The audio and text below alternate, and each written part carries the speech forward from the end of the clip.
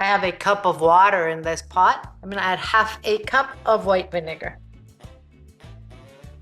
a teaspoon of salt. We're gonna let this heat and dissolve the salt. I'm gonna turn off the heat and I'm going to add a teaspoon of honey, kinda heaping, and dissolve it in there. I use a small jar for this because I'm just making a small batch. You can adjust this as, you know, make as much as you want. So we're gonna cut our mango into little strips. Don't use a super ripe mango for this because it will get mushy. Like this. This is really nice to eat on salads, on fruit salads. It's great to add in tacos, or just like that for a snack. I'm going to add chili peppers to this. As always, this is optional. And I'm going to add some ginger slices.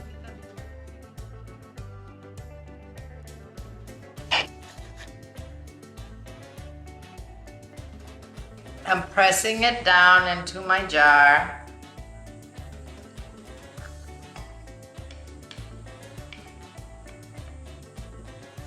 I'm gonna cool this down, cover it, put it in the fridge, and let it do its thing for about 5 days. You can start eating this before that. It just won't be, you know, as tart, but you don't have to wait the 5 days, but I recommend it. Our mango has been in the fridge for a week. Let's check it out.